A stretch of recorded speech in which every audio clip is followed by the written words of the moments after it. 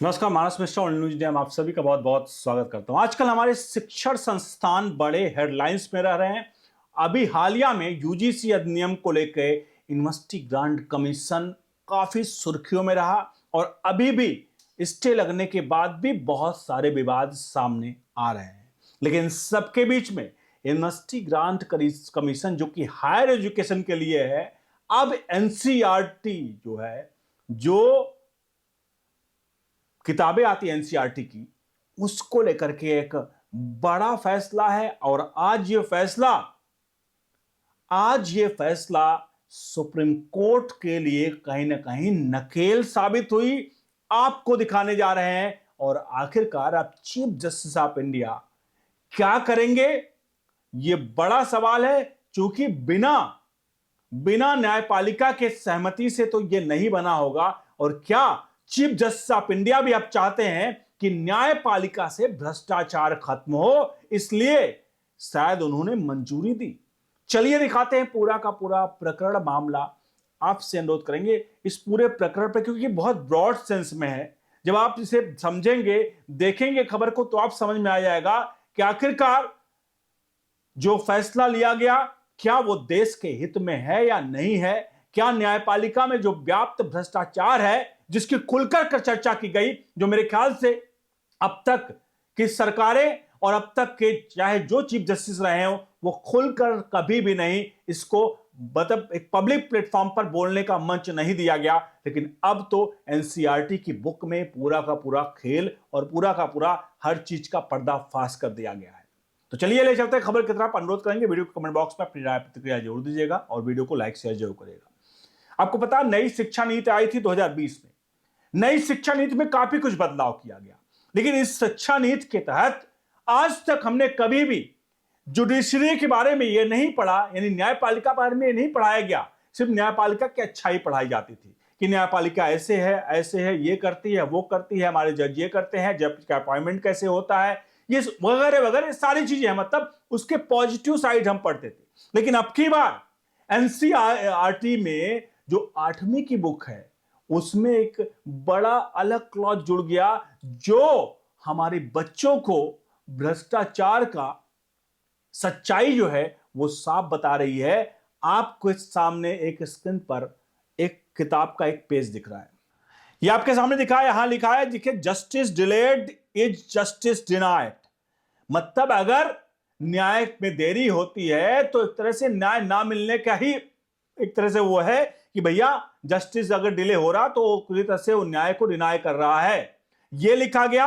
और देखिए इसमें लिखा है, number of pending cases approximately. Supreme court में कितने हैं? 81,000। हाई कोर्ट में 62,40,000 और डिस्ट्रिक्ट एंड अदर सब ऑर्डिनेट कोर्ट्स है 4 करोड़ 70 लाख के आसपास है। लिखा है, note this number need not to be memorized. क्यों?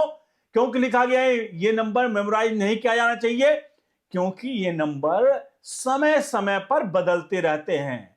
लेकिन यहां पर ये बच्चों की किताबों में आखिरकार इसे क्यों रखा गया? बच्चों की किताबों में भ्रष्टाचार के मामले, भ्रष्टाचार कुछ चीजों को लेकर क्यों रखा गया? और यहां पर एक चीज और लिखा है, करप्शन इन द जुडिशरी। यानी जुडिशरी में करप्शन के बारे में भी यहां पर साफ तौर पर लिखा गया। जो अब तक हम जुडिशरी यानी न्यायपालिका में सिर्फ और सिर्फ सुनते थे कि न्यायपालिका में अच्छी चीजें सुनते थे, आखिरकार न्यायपालिका में आज हमारे पास 5.25 करोड़ से ऊपर जो केस हैं वो पेंडिंग पड़े हुए हैं। 4,70,000 केस आपके सामने, जिससे ये आंकड़े जो दिए हैं, 4,70,000 4 करोड़ 70 लाख केसेस जो है हमारे लोअर कोर्ट एंड डिस्ट्रिक्ट में पड़े हुए हैं कोर्ट में। आप समझ सकते हैं कि आखिरकार देश की जनता कितनी परेशान है। और सबसे पहली बात है कि आखिरकार जब ये नई शिक्षा नीति में आई, नई शिक्षा नीति 2020 में आई और अब 2026 में ये नई शिक्षा नीति के तहत एनसीईआरटी की 8वीं की पुस्तक में इसको लिखा गया है, तो जाहिर सी बात है बिना चीफ जस्टिस ऑफ इंडिया की सहमति से तो नहीं होगा। इसीलिए कहते हैं कि आज के चीफ जस्टिस ऑफ इंडिया राष्ट्रवादी हैं। वो हर एक चीज को जो अब तक की सरकारें या अब तक के लोग जिसको ढकते आए थे, उसको मतलब उसका उजागर करके ही उसका खत्म किया जा सकता है। यानी भ्रष्टाचार को दबाकर भ्रष्टाचार नहीं खत्म किया जा सकता है, भ्रष्टाचार को उजागर करके ही भ्रष्टाचार का खात्मा किया जा सकता है। अगर न्यायपालिका में भ्रष्टाचार है तो उस भ्रष्टाचार को उजागर करके ही कम से कम एक्सपोज हो जाएंगे, और उसके बाद जो भी लोग हैं, चाहे ऊपर जज से लेकर बैठे हुए लोग या वकील तक, वो लोग जब समझेंगे कि आखिरकार हमारे बारे में भी ये पढ़ाया जा रहा है, तो जाहिर सी बात है वो भी किसी काम को करने से डरेंगे। और यही यहां पर नए पुस्तक में ये जो पॉइंट है, ये पॉइंट दिया गया, और इस बारे में पूरी तरह से डिटेल्स जानकारी है कि कौन से केस के बारे में, मतलब ये केस स्टडी के टाइप का है। ये पूरी केस स्टडी है न्यायपालिका की, जो हमारे बच्चों को सिखाई जाएगी, जो बच्चे आगे चलकर अगर कोई कमियां हैं उनके दिमाग में आती है कि इसको हम जुडिशरी से कैसे दूर कर सकते हैं। जबकि 8वीं की कक्षा में इसको शामिल किया गया। आप समझ सकते हैं कि 8वीं की कक्षा में जो बच्चा होता है उसका माइंड बड़ी तेज से काम करता है, चीजों के ऊपर बड़ा उस पे करता है, और इतनी कम उम्र में चीजें पढ़ाना सीधे तौर पर हमारे समाज के बदलाव की एक नई दिशा दी गई है। और ये चीफ जस्टिस ऑफ इंडिया के बिना सरकार नहीं कर सकी होगी। जाहिर सी बात है, अगर आप जुडिशरी पे कोई कमेंट भी करते हैं तो उसके लिए हमारे यहां पर जजों की सहमति जरूरी है, खासकर चीफ जस्टिस ऑफ इंडिया की।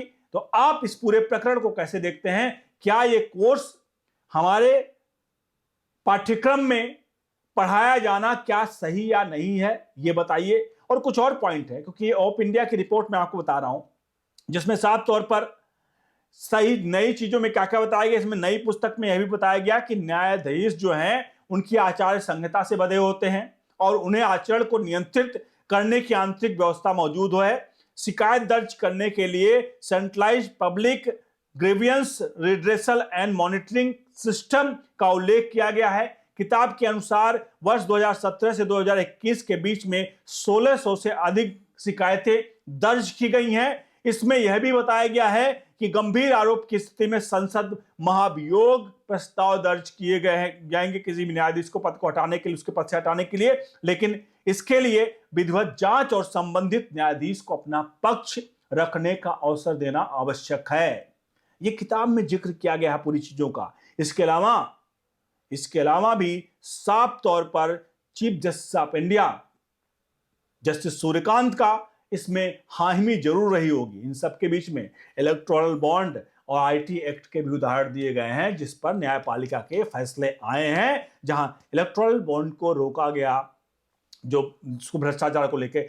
यानी कि सिर्फ और सिर्फ न्यायपालिका के भ्रष्टाचार को उजागर करना नहीं है, न्यायपालिका के सिस्टम को समझना, और हमारे बच्चे उस सिस्टम को समझें, इसके लिए इस किताब में पूरी व्यवस्था की गई। अब आप खुद इस पूरे प्रकरण पर, इस पूरे चीजों पर, किताबों पर जो दिया गया है, क्या आपको लगता है कि न्यायपालिका की ये किताब में पढ़ाया जाना है हमारे बच्चों को, क्या भ्रष्टाचार के लिए लगाम लगाने में हमारी नई पीढ़ियां जो आएंगी तो वो जरूर इस बारे में सोचेंगी, और हमारे समाज को एक बढ़िया संदेश जाएगा कि जो जुडिशरी पर, जिस पर हम आज तक सवाल नहीं खड़े कर सकते थे, वो जुडिशरी के निगेटिव पॉइंट भी हमारे यहां पढ़ाए जा रहे हैं। ये बड़ा सवाल है। इन सभी सवालों के जवाब आप कमेंट बॉक्स में दीजिए। वीडियो को लाइक शेयर जरूर करिए। और क्या ये एनसीईआरटी में आना, क्या ये विवादित है या स्वागत योग्य है? आप इस पर अपनी राय जरूर दीजिए। बने रहिए ओनली न्यूज इंडिया के साथ। बहुत बहुत धन्यवाद।